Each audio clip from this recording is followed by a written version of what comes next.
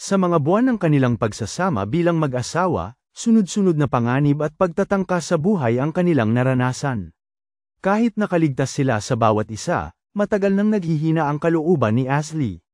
Nababahala si Farhat dahil tila nalalante na siya, mula sa kaloob-looban ng kanyang pagkatao. Iminungkahi ni Farhat ang paghihiwalay, upang mabigyan siya ng kalayaan na makaalis.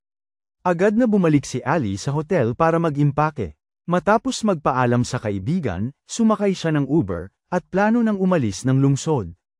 Kahit na bahagyang nagdesisyon si Farhat na bitawan, hindi ito pinayagan ng kanyang puso, kaya sinundan niya ito gamit ang kanyang sasakyan. Naaliw ang driver sa mamahaling kotse. Nagmamadali siyang nagmaneho, parang nakikipagkarera kay Farhat. Bigla na lang nawala ng kontrol ang sasakyan at sumubsob. Agad natakpan ang sigaw ni Ashley. Parang tumalon ang puso ni Farhat sa lalamunan. Dali-dali niyang inilabas ang kanyang asawa sa pinangyarihan ng aksidente at dinala sa ospital. Buti na lang, parang may anghel na tagapag-alaga si Ashley at napilayan lamang ang leeg at paa. Binabati siya ng doktor at sinabing alagaan ng mabuti ang sanggol. Parehong gulong-gulo ang mag-asawa dahil sa di inaasahang balita. Pagkatapos ng sandaling pag-iisip, pinauwi ni Farhat si Ashley sa ospital at sinabihang magpa-abort na lamang kapag kaya na niya. Labis na nagalit si Ali, halos mawala ng hininga sa galit.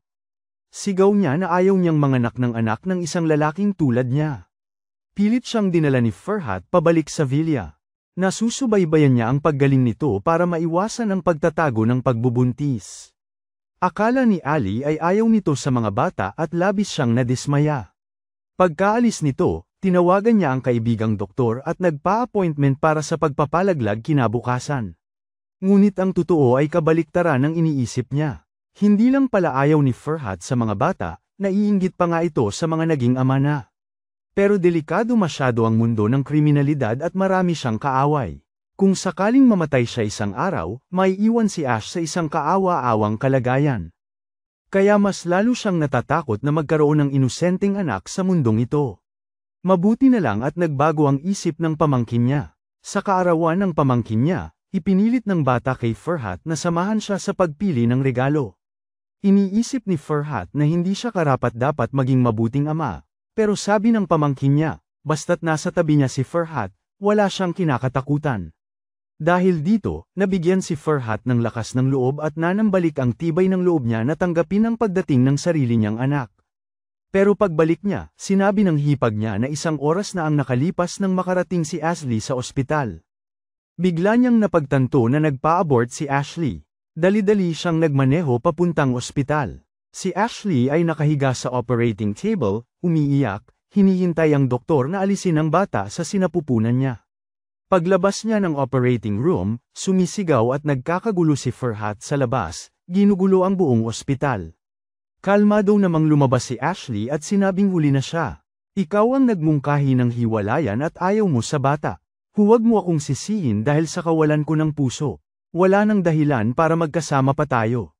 Iniisip ni Farhat na tuluyan nang nawala ang pangarap niyang maging ama. Hindi niya alam na ang babaeng nanlamig sa kanya ay umiiyak ngayon sa bahay. Lumalabas na 1 minuto bago ang operasyon, umatras si Ashley. Desidido siyang palakihin ang bata mag-isa. Kinabukasan, nag-utos si Ashley sa isang abogado na gumawa ng papeles para sa diborsyo. Nang tawagan siya, hindi nag-atubiling pumunta si Farhat at pumirma ng autorisasyon. Kung magiging maayos ang proseso, matatapos ang kasal nila sa loob ng 5 araw. Si Farhat ay lubos na nasisira ng loob at wala ng gana sa buhay. Bigla na lamang may dumating na napakatalikod na iligal na transaksyon. Ang mamimili ay si Farhat mismo ang gustong magdala ng mga armas patawid ng hangganan. Kapag matagumpay ito, masisiguro ang pagkain at tirahan ng pamilya ni Namak sa susunod na 20 taon. Ngunit may 79% na posibilidad na mamatay siya. Hindi naman ito kinakatakutan ni Farhat, wala na siyang gana pang mabuhay. Samantala, napansin na rin ng pulisya ang iligal na transaksyon. Ang paiskal na nangangasiwa sa operasyon ng pag-aresto ay nakababatang kapatid ni Farhat. Nang makita niya si Farhat sa maliit na kamera ng especially iya, nahirapan siya sa kanyang desisyon. Malaking pagsubok ito sa kanyang karera, maaari siyang ma-promote o kaya'y matanggal sa trabaho. Matapos ang mahabang pag-iisip, pinili niyang isakripisyo ang kanyang kinabukasan para sa kaligtasan ng kanyang kapatid. Kinagabihan ng transaksyon, humarang si Yiget sa daan ng kanyang kapatid at pinakiusapan itong huwag ituloy ang pagpuslit ng mga armas. Pero hindi nakinig si Farhat, kahit tinutukan na siya ni Yiget ng baril. Sa kawalan ng pag-asa, binaril ni Yiget ang binti niya at saka pinaputukan ang gulong ng sasakyan niya. Pero kahit ganito, hindi pa rin matigil ang kapatid niya sa pagpunta sa panganib. Nagmadali si Yiget na tawagan ang hipag niya, at pinakiusapan itong puntahan at kunin ang kapatid niya. Pagdating ni Ashley, nagmadali si Widget para hulihin ang ibang kriminal. Gayunpaman, sumakay agad si Farhat sa kotse ni Ashley at naghahanda ng umalis patungo sa hangganan. Para mapigilan siya, umamin si Ashley na hindi siya nagpa-abort. Sumiklab sa galit si Farhat. Nang makita nitong determinado itong mamatay, inagaw ni Ashley ang baril sa tauhan nito at itinutok sa sarili nitong sentido. Nagbantaan silang dalawa ng kamatayan para huwag mangyari ang panganib. Tayako, ang pinaka-natatakot doon ay ang tauhan niya. Mabuti na lang at nanalo si Ashley sa pagtatalong ito. Dinala ni Farhat si Ashley pabalik sa villa at sinubukang bawiin ang paghihiwalay. Pero tumanggi si Ashley. Ayaw niyang manatili si Farhat sa tabi niya dahil lang sa anak. Ngunit sa ngayon, hindi pa rin kayang iwanan ni Farhat ang pamilya niya at balewalain ang sitwasyon nila. Nang malaman ni Yiget na buntis ang hipag niya, labis siyang natuwa kaya siya na ang nagbayad ng lahat ng pagkain. Sinabi niya sa kapatid niya na dahil sa pagbabago ng hormones, madalas hindi kayang kontrolin ni Ashley ang pagbabago ng mood niya at pati na rin ang mga pagbabago sa katawan niya. Maingat na nakikinig si Farhat habang ikinukwento ng nakababata niyang kapatid ang karanasan sa pag-aalaga sa isang buntis at pagiging mabuting ama. Kinabukasan, dinala ni Farhat si Ashley sa ospital para sa check-up. Nang marinig niya ang tibok ng puso ng 6 na buwang sanggol, nagsasalita si Farhat sa sobrang tuwa. Tumawag ang hipag niya para ipaliwanag ang mga dapat iingat sa pagbubuntis. Nagkunwari si Farhat na walang pakialam sa una. Pero pagkababa niya ng telepono, dinala niya ang kanyang asawa para kumain ng isda para madagdagan ang folic acid at iba pang sustansya. Si Farhat, na isang taong matigas ang ulo, ay unti-unting nagiging mahinahon dahil kay Ashley at nagiging isang mabuting tao. Dahil nakabinbin pa ang diborsyo, naglagay si Ali ng unan sa gitna ng kama at sinabing bawal silang magdikit. Pero pagtulog na ng asawa niya, tinatanggal ni Farhat ang unan dahil parang nakakapit ito sa kanya. Gayunpaman, hindi maiiwasan ang gulo sa isang taong may pagka-agresibo. Kinaumagahan, pumunta ang mag-asawa sa bahay ni Yiget para mag-almusal. Bigla na lang, huminto ang isang sasakyan sa gilid ng daan at pinaputukan si Yiget hanggang mawalan ito ng malay. Nagmamadaling pumunta si Farhat sa pinto ng silid. Pero pinigilan siya ng mga pulis na makita ang kapatid niya. Pinapakalma siya ni Ali at pinagtitiwalaan ang mga pulis. Ang totoo niyan, plano lahat ito ng mga pulis. Pagkatapos ng huli nilang nabigong transaksyon, pumunta ang bumibili sa Namak para mag-higanti. Malakas ang pananakot nito kay Namak. Kailangan daw nitong bayaran ang utang o kaya'y may mamamatay. Sinisi ni Namak si Yiget at hiniling sa bumibili na kunin ang buhay ni Yiget. Sinabi ng mga pulis na nagsisilbing especially iya kay Yiget ang balak nilang paghiganti. Kaya araw-araw siyang nagsusuot ng panloob na may pampigil bala. Para maprotektahan ang pamilya ni Yiget, itinago sila ng pulis sa isang maliit na nayon at pinagbawalan silang sabihin kanino man kung nasaan sila.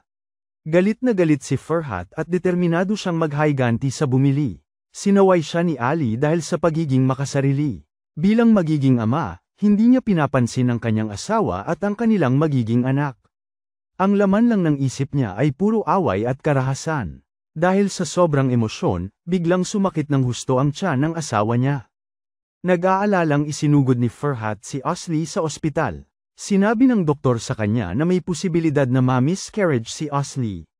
Kailangan itong magpahinga ng husto, maging masaya, at iwasan ang stress. Kaya naman, nagdesisyon si Farhat na iwanan na ang kanyang dating marahas na pamumuhay at alagaan ang kanyang asawa ng may matinding pag-iingat, na parabang isang napakasaraping bagay na madaling masira. Ngunit laking dismaya niya nang may isang di inaasahang bisita na muling kumatok sa pinto. Mahigit 30 taon na ang nakalilipas, mali ang bintang sa ina ni Ashley na mayroon itong ibang lalaki. At araw-araw na tiniis ang pagwawalang bahala ng kanyang asawa. Hindi na niya kaya at dinala niya palayo ang kapatid ni Osley, iniwan sina Osley at Sem sa kanyang asawa. Ngunit hindi naging maganda ang buhay nila. Bago pumanaw ang kapatid ni Osley, nagreklamo ito sa anak na hindi man lang sila nililingon ng mga kapatid nito. Habang binabasa ni Juliet ang mga salitang puno ng sakit at sama ng loob sa diary ng kanyang ina, isang pagnanais na gumanti ang sumibol sa kanyang puso. Kaya naman, nang mabalitaan niyang binaril si Sem na kanyang tito. Nagpanggap siyang clown at gumamit ng droga para tapusin ang buhay niya. Sunod sa kanyang listahan ng paghihiganti ay ang kanyang tiyahing si Osley. Laking gulat niya na si Osley ay walang alam sa mga nangyari noon. Akala ni Ali ay pinabayaan siya ng kanyang ina. Paulit-ulit siyang nagtangkang hanapin ang kanyang ina at ate, ngunit walang nangyari. Mukhang inosente nga si Osley at hindi siya ang may sala, pero si Juliet, na puno ng galit, ay hindi kayang tiisin ang mabait niyang tiya.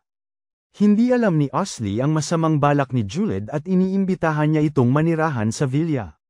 Si Juliet kasi ang tanging kamag-anak niya na natitira. Naniniwala si Osley na dapat niyang alagaan ito. Ginagamit ni Juliet ang pagkakataon upang malaman ang lahat ng sekreto ng pamilya. Isang araw, sinubukan ni Juliet na makipagkaibigan sa pinsan ni Fairhot sa pamamagitan ng pag-inom. Di inaasahan, nakadiskubre siya ng isang nakakagulat na sekreto. Nalalaman pala na minsan nang naging magkasintahan si Fairhot at ang pinsan niya, at may anak pa silang babae. Ito ay buod ng Shareflix drama. Bisitahin ang aking homepage at makikita nyo ang iba pang mga buod ng Sia Baez Ask. Binibigyan ko ng oras ang pagsulat at pag-e-edit ng susunod na buod, kaya't huwag mag-atubiling magkomento at ibahagi ang inyong mga saloobin. Huwag kalimutang mag-like at mag-subscribe sa aming channel.